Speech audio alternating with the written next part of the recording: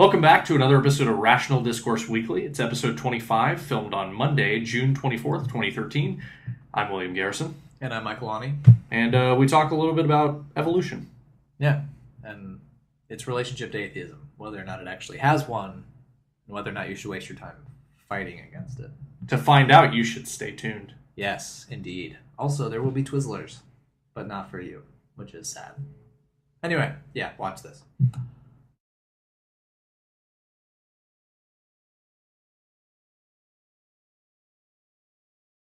So there's conversations that are going around about kind of the link between atheism and evolution. There's this weird theory that somehow if theists disprove evolution or can convince people that evolution is somehow false, that atheism kind of crumbles at the bit. And which is ridiculous. Mary brought Twizzlers, so we have all the Twizzlers. This episode is not brought to you by Twizzlers. We wish. It will be derailed by Twizzlers, though. It already has. It's been 35 seconds. In any case, you were saying about how theists trying to derail evolution as a way to somehow destroy the foundation or supporting thing for atheism. And we beat this dead horse about atheism being such a narrow definition, and that's kind of the same thing. Atheism is only saying that we believe because of lack of evidence there are no gods. No. So if some glaring piece of evidence were found out by the scientific community to point out that evolution wasn't true, which it is falsifiable.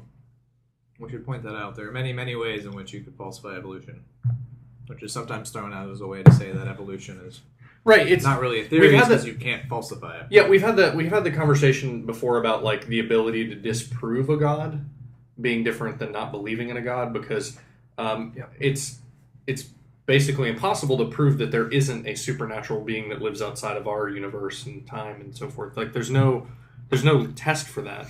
No, I mean you can never disprove a negative. It's just not possible. But because evolution, Russell's flying teapot. It's the best example. I was just trying to say that because evolution is nested in our reality, in our world, it would be easy for us to find a piece of evidence that, like, oh, evolution isn't true, at least in this sense. Maybe it's more like Pokemon evolution, where you get them to a certain level and then they evolve into their higher form. Yeah. Hey, real quick. Want to see a magic trick? Wait. It's full again. It's full. It's good. I'm good. Something from nothing. I'm good. And that is how evolution works. End podcast. Done. End science. Screw it. We solved it. No. So there is an interesting relationship between atheism and evolution, which I do think, and I cannot remember for the life of me where I read this, and I wish I could have found it beforehand. But I believe it was Richard Dawkins, but he was, whoever this person was who was talking about this, was saying that prior to the sort of advent or the laying out of Darwinian evolution, it was difficult to be an intellectually justified atheist, because if you said that there was no God or you did not believe in a God, well then you really couldn't explain much of anything about why things were, because the gaps between the gaps in science were much larger, where religion filled those gaps. So yeah. Well, people would let you back away from certain types of gods. So you had like the deist model, which was becoming popular. Yeah. Deist, I don't know. Yes, that's the answer. One of the two. And that was saying, well, maybe it's not a personal god, but there's at least someone who got this ball rolling. And that was about as far as I think most people could intellectually go without feeling like they were just jumping off the cliff and saying, well, there's no foundation for anything. I don't believe. I can't explain how we're here, why we're here. Anyway. So Darwin comes along and provides with a simple framework and a fairly easily, I thought it was easily understandable. The internet has proven that that is not the case. But he comes along with a theory that says, hey, here's a simple mechanism by which you can explain how life has changed from simple forms to a wide variety of complex forms. And that can help explain the similarities between species and all this stuff. So you've sort of, in one little book, provided the framework through which you can explain how it is that life has come to be the way that it is. Now, it's true, you haven't talked about, like, why is there something rather than nothing? But to be fair, religion doesn't answer that really any better than it doesn't talk about purpose, if that's a question that some people feel like religion answers. Or how did life get started? Right. There's no Genesis moment. But, literally, given that there are things, given that life exists, it provides an explanation for everything afterwards. And, you know, we think that now, as we have understood more about how life is structured, you know, how the building blocks of life are actually, you know, molecules and all of that. And those could potentially be created in a pre-life state and would eventually, through self-replicating means, somehow become to resemble life. And then eventually you sort of get that virus stage where are you alive or are you not? You know, you're doing a lot of alive things, but do we say that you're alive? And then eventually you go, oh, it's a cell. Cool. Right. Awesome. And the rest is history. Yeah. So now we've bridged that gap to say, well, there's stuff, and given certain conditions, given that there is this stuff, potentially you can go from inanimate stuff to life. All the stuff. I'm saying stuff a lot. It's fine. So evolution is extremely powerful, and it does help give a firm intellectual footing for atheists and agnostics to stand without having to fall back on God as a convenient excuse or justification. And I feel like evolution is just another tool or another set of principles that has aided atheists throughout the years or throughout history. You know, just the laws of physics and thermodynamics. And it's like science is continuously providing answers that atheism, as a very basic definition, doesn't provide. Whereas it feels like religion, at least the religion that we know about or that we can identify with, the big religions, have to kind of backtrack. It's like talking about evolution. The way the Christian Bible is written, you know, God created people and animals basically in the form that they are now. At least that's the way it's written. Yeah.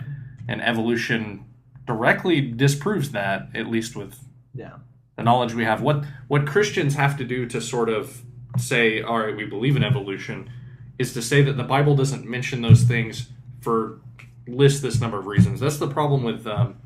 Well, it's a problem of arguing away backwards. Yeah. Of saying, I have the truth, and then justifying it against the evidence. Yeah. Or in light of the evidence. Not saying, wow, there's just this shit ton of evidence, man, and it seems to point towards this. Yeah. And then that evidence, being the support, will either validate or invalidate that hypothesis until eventually you become a theory, assuming that you've, you know, ridden the test of time, as it were. I feel like it has to have some sort of link. It's like conspiracy theory. When people see what they think is evidence of, we'll talk about like the JFK assassination, they'll link this. You would of course. This eyewitness testimony. They'll link these times and the arrest documentation, and you know they'll link all of this stuff and try to say, well, here's the evidence that we have, so it must mean this. It feels like it's the same sort of finding a place for your excuses to fit. And religion seems to do God that. Of the gaps. Well, no, God explains this. Time and time again, religion does that when breakthroughs in science are made. No. When breakthroughs in science, society changes, talking about like that's literalism that has to do. Let's just be clear. It's only if you're taking the stories as presented as more or less literal truth. Yeah. So like Catholicism embraces evolution. They say there's no problem with it. We have a history of metaphorical interpretations or allegorical interpretations of church teachings. So Genesis can simply be one of these things that is ultimately a metaphor for how life started, because of course, if you're God talking to, you know, desert people 4,000 years ago, how do you explain evolution? They don't know any of that. They barely know which ways. Well, I would argue if it took them 40 years to find their way out of the desert. I would argue if you're an all-knowing, all-powerful God, you would make them understand. But well, that's a different argument. Let's not go into that. But this sort of thing only goes against a certain class of religion, which is the literalist class, wherein they take it at its word, which, to be fair, I think in some ways is more honest. It's less of a cop-out. At least it feels like less of a cop-out. Yeah. But it does create all sorts of problems because now you're defending yourself against the evidence. Now, and there's... I mean, obviously this isn't going to convince anyone who's not already sort of convinced of this, but evolution makes sense. It's not weird. It's hard to grasp in terms of the timescales involved and the subtlety of the changes. You know, there is no first human. There's no moment at which a new species just like pops out of another species. Yeah, basically it was so gradual that every new generation, you didn't even... It's not even to this scale, but it's like... You know, let's say you have a son and you feel like he's smarter than you, but you don't really have that tangible... He doesn't look completely different than you. He's not like 3 feet taller, have really long arms and a tail. Yeah. Like, it's... Or if he does, something has gone horribly It's not on that scale, but if you traveled 3 million years in the future to see your ancestors... You could have a squirrel monkey child. They'll probably look different. Yeah. And that's the time scales that we're talking about. And it's... Well, actually, okay... It's not even the time scale. I should say that's the generational scale. Yeah. Because obviously things like bacteria, they go through a life cycle that can last minutes.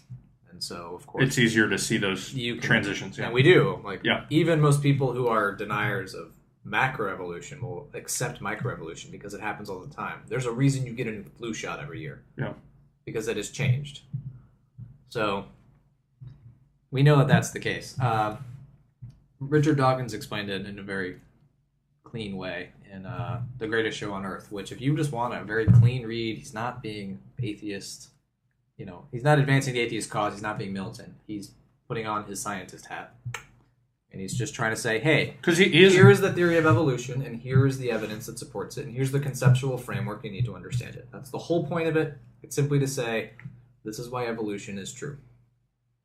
And one of the cool things he says is, so let's say that you take a rabbit, and you put that rabbit next to its mother, and you put that one next to its mother, and you just did this for generation after generation. Anytime you point it to any point on the line, the rabbit in the middle is going to look basically identical to the one on either side. Because the changes at each generational gap are very, very tiny. Then, though, as you start running down the generational line, you're picking up some speed. Now you've gone back 200 generations. Okay, now look at that rabbit versus the initial rabbit.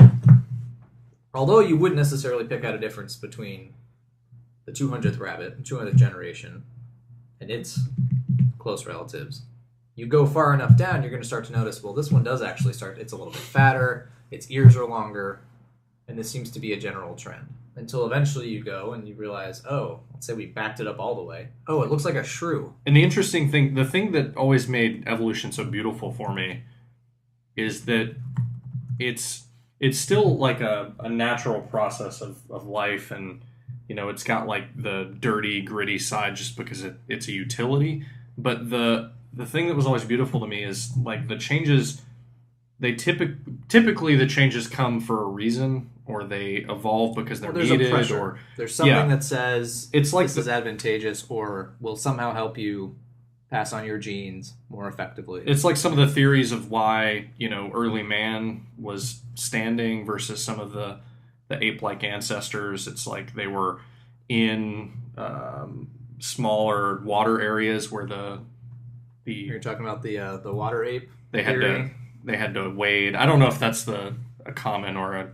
It was sort of... upheld. I watched a TED Talk on it, and it was one of the ladies who had advanced it originally, and at first it was sort of just dismissed like 30 or 40 years ago. They're like, that's stupid. But then...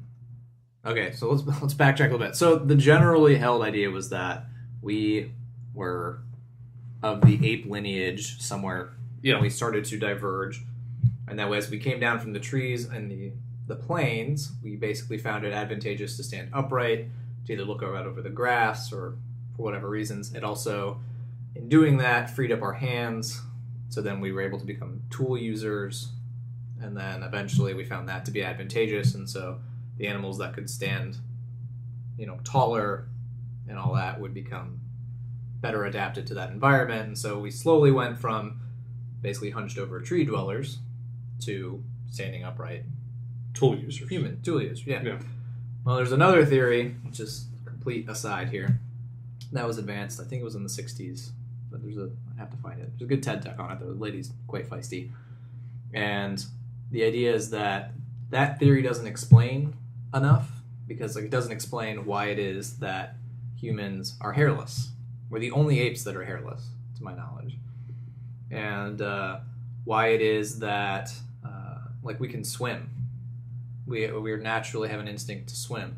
Why it is that we are I think as far as I know, we're the only apes that can control their breathing.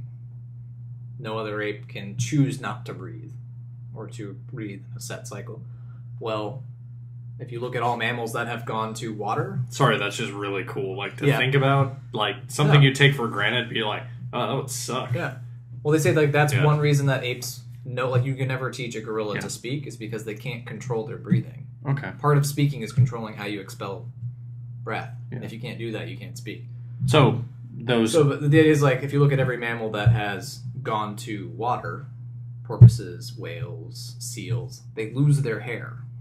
That's step number one, practically, is you lose your hair long term. Yeah. Especially depending on how aquatic you go. Now there are others like sea otters and things which haven't. But there's a big precedent for mammals losing their hair when they go to water. It also would explain maybe why we've started to adapt to an aquatic environment, which is why we have a sort of innate ability to swim, I think, through the first 6 months or so after birth. If you put a baby in water, it will do swimming motions. And actually be pretty good at it. And then the breathing thing, obviously, if we're diving for food or we're submerging ourselves in water, being able to control our breath. Right, without gills, we can't breathe underwater very well. I've tried it, and it has not gone well to date. Experiments are still being conducted, but so far, just we can't find, what is it called, gillweed? Gillyweed? Gillyweed, yeah. Harry Potter. I've been looking everywhere. Can't find it. Mary sent me a message earlier, just said that we were effing nerds for the stuff we've already talked about. Yeah. I think we not swear on this podcast? I try not to say fuck. I put it... Too late now. But now look what I just did. I put an explicit... Damn you, Mary. I put an explicit tag on it, but... Yeah. At least on iTunes. Okay, she called us fucking nerds. Yeah. I don't think we've done anything to dissuade her of that opinion to date. But coming from her, queen of the nerds... No, I'm not being mean. I'm just saying you're queen of the nerds. It's true. We should get her nerd crown. Wait, she didn't know about that yet. Damn it, I'm sorry. We're getting you a nerd crown. This is new to me. Anyway, back to atheism and relevant things, I guess. So losing hair, basically our ape-like ancestors. That's still not relevant, though. What?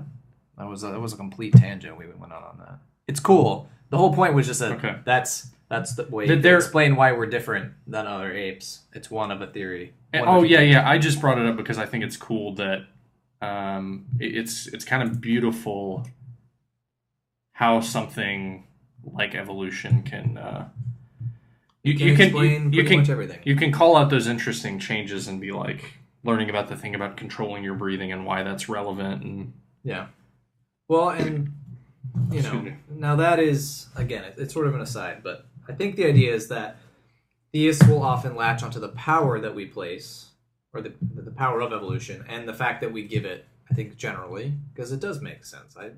There's obviously no necessary correlation between atheism and evolution. Atheism entails absolutely nothing, except that you don't believe in gods.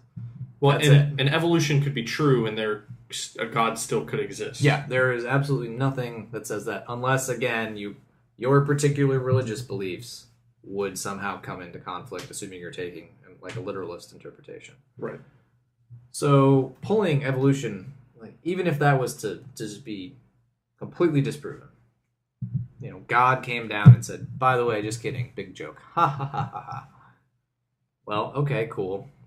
It wouldn't be the fact that evolution wasn't true that caused us to not be atheists. It would be the fact that God came down from on high and said, Just kidding. Big joke. Yeah, if evolution was disproven, atheists and people that are just generally interested in science, which I feel like is a large number of the world. It's not just atheists. It's it's everyone. I remember being a kid and watching Bill Nye in science class, and people loved it. There were some people who didn't give a shit, but there were people that enjoyed it. There were people that learned and loved science because of shows like his. Yeah. And it's. I forgot where I was going with that. I don't know where you're going with it either. You just want to talk about Bill Nye, Oh, which is fair. We would just be looking for that next thing. You know what I mean? It's like we wouldn't be packing up our stuff and like, all right, it's time to go home, guys. It's time to go to church. Gave it a good run. We've been completely like no, and us, Michael and I are not scientists. We're not in the labs studying. I love to read about sciencey things. Just don't ask me to do the science. Tell me about what you found out. I'm not going to help you get there, but I might buy the book you write about it. But you can bet your ass we would be like, we'd be reading any news that would be, coming out in regards to anything. It's the same way I felt when I was watching Reddit about, the Higgs boson. It's like something that doesn't necessarily have giant implications that science is cool, man. Completely changed the world, but I was reading everything I could about it. I was watching videos that were trying to explain it to people that didn't necessarily know a lot about science because I'm mostly in that class. Yeah. Like you're interested but not in right. You're not yourself. I'm not going to read you're not a particle physicist. A master's paper on theoretical physics or whatever. To be fair, I wouldn't either. I mean, those master's students so pretentious. What with their equations and proofs. Ugh. The worst. Anywho, that's the only point we wanted to make is that evolution, we don't care if evolution is true. I would like it to be true, but our belief or lack of belief in a God doesn't hinge on that. Atheism is not predicated on the fact that evolution is true. And while it would take, it would be tough to lose such a powerful explanatory tool, it does not in any way somehow cause me to question whether or not God exists. It's irrelevant to that conversation in many ways.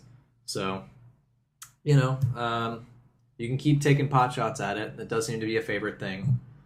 We were watching an earlier video that sort of sparked this whole conversation, wherein someone disproved evolution because new life never springs from cans of peanut butter. They were saying, if you open a new can of peanut butter at the supermarket, that not often, but every once in a while, you should find new life because it's been exposed to energy and matter and energy equals life because that's how biogenesis works. Or is it abneogenesis? I don't know, something like that. I know some of those words. Not that Genesis, the other Genesis. But not the coop either, though.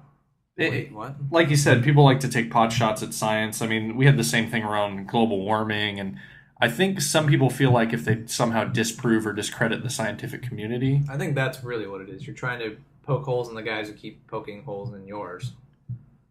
Like, if you can beat up your bully, then suddenly you're validated. Yeah. But the problem is the scientific community isn't...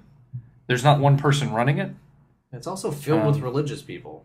Yeah. Like, a lot. I mean, it's statistically not religious compared to the general population, particularly in the United States. But the point is, I mean, like, you have Catholic schools that produce priests who do science. Like, there are Catholic priests who are working at the Large Hadron Collider.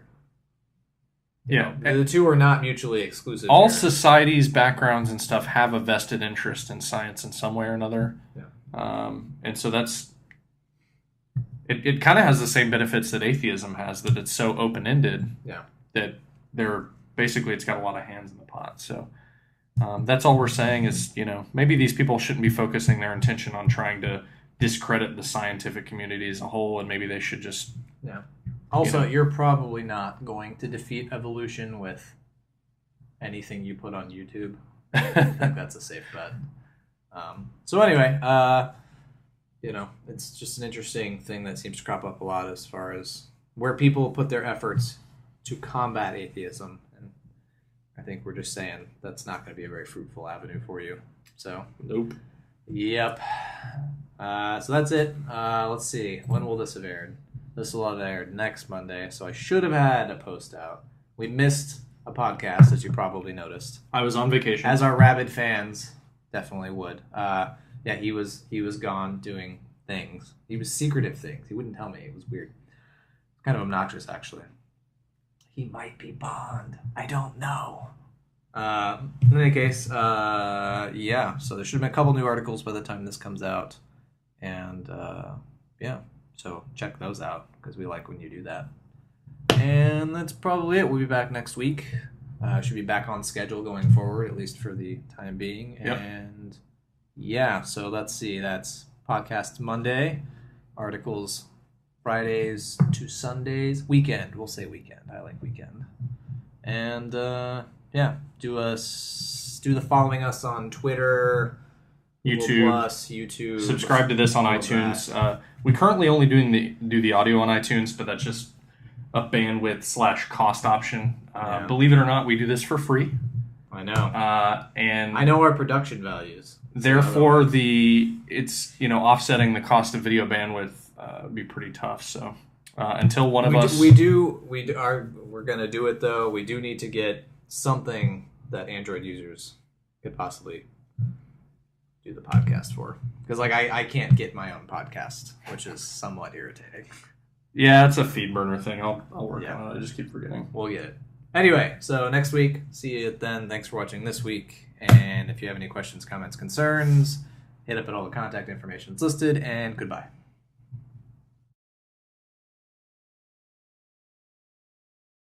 Super important. You know what? Oh, wait, let's... I actually have to be like right here for you to see him. I think we both need to be holding one as we start. It's an excuse to eat one. That's why I brought them. So many fucking Twizzlers. No! I don't want to. Fine. The adhesive they use is the Just same put it right thing there. you put wallpaper on walls. Are you with. muted? Are we all muted? Let's all be muted. I'm Are we all muted. muted? So, Mute my iPad.